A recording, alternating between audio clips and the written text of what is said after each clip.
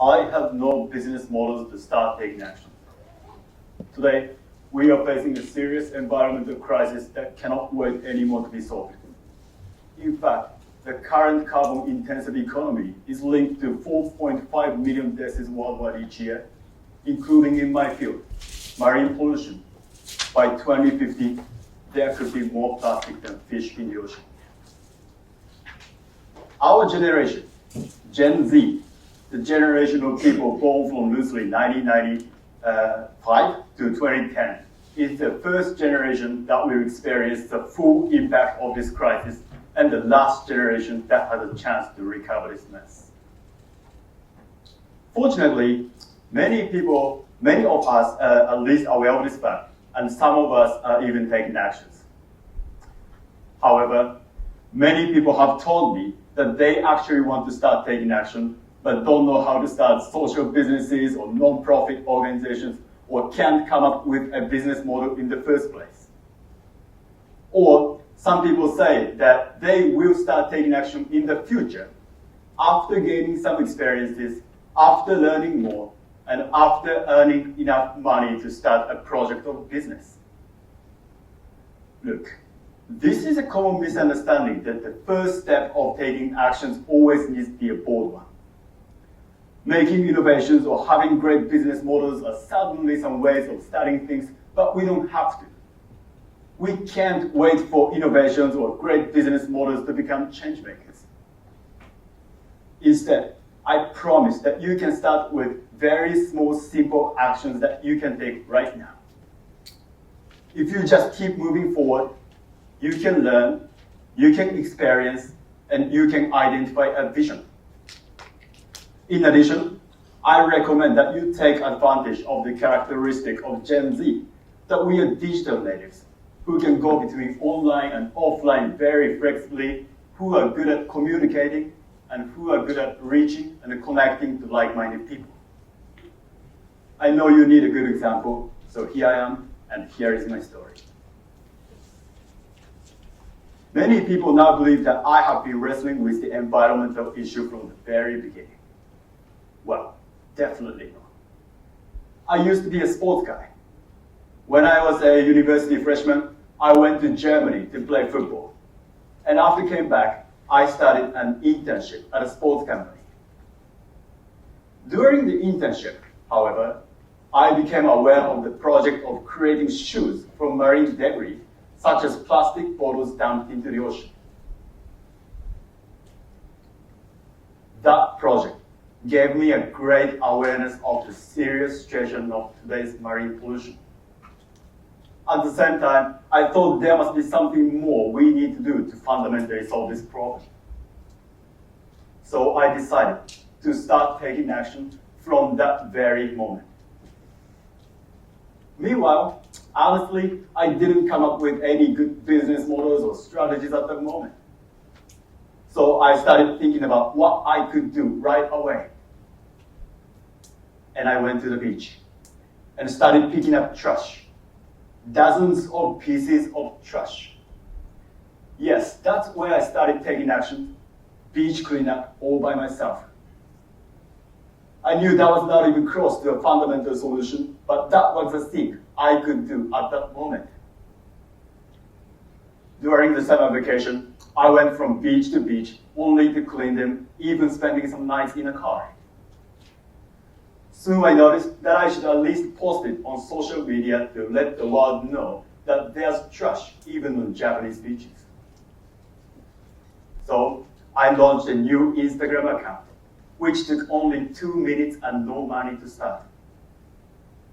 Then I started to look through hashtags I could use, and at the same time, I jumped into those tags, finding good posted accounts, and I learned.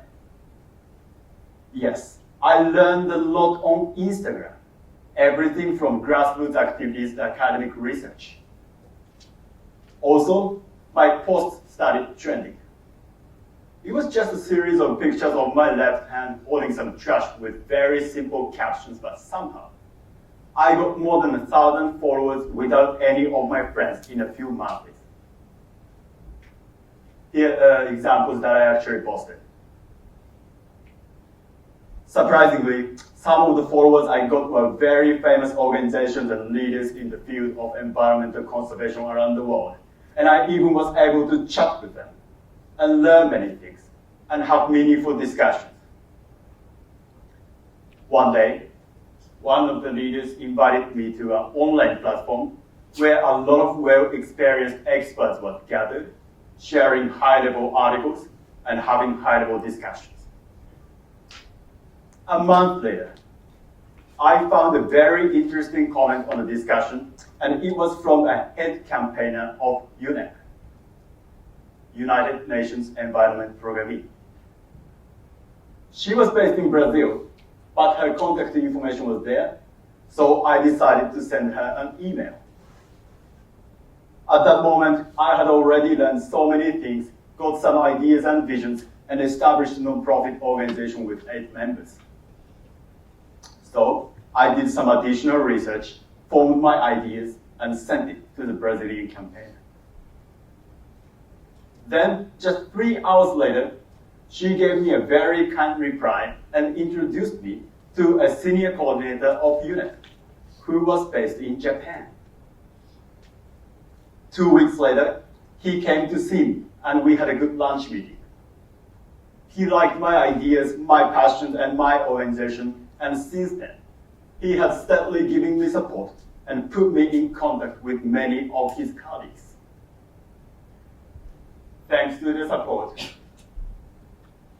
and of course to the efforts of my organization, last May, I was on the stage of UNEP Forum 2019 at UN University. My actions started making impacts, and it all started from a very small, simple action, picking up trash on the beach. I didn't have any business models, experience, or knowledge, but I just kept moving forward, always doing what I could at each moment, and kept seeing more and more success. Remember that the most important things are purpose and passion before planning. It is true that plans can look tangible, while purpose and passion can look fluffy, so people are likely to misunderstand that plan is more reliable. Also, people will ask more about how than about why. In fact, the thing I was always asked about was a 10-year plan, and when I didn't give people an answer, they started worrying about my project. But in reality, a plan is very circumstantial. The market and society are filled with uncertainty, and we don't even know what will happen tomorrow. So we don't know how much we can trust that 10-year plan. On the other hand, purpose and passion are not circumstantial. So instead of preparing a 10-year plan, you should just follow your 50-year-long purpose and passion. Please don't misunderstand. I'm not saying a plan is not necessary. I'm saying that a plan always needs to be updated along with your actions. Sometimes there are mistakes. They are not always right, but as long as you follow your purpose and your passion, they are always true, and you can trust them. Even if you make a mistake, you just fix it quickly. When the heart moves actively and blood circulation is good, the wound will heal quickly. Keep your long-term purpose and passion and an action right in front of you. From there, just keep taking action, and from each one of the steps, you will experience, learn, and keep updating your plans with them. That's how you make changes in society.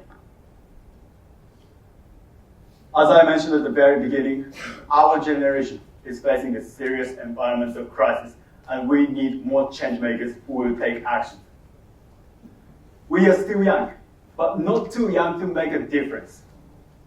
In addition, our generation, Gen Z, has good awareness and opportunity to boost our actions, so take advantage of it. And it will surely help you move forward.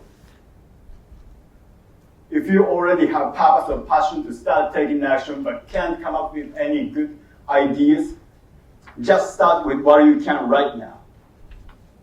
Nothing happens until you start taking action, and there's always something you can start with right now.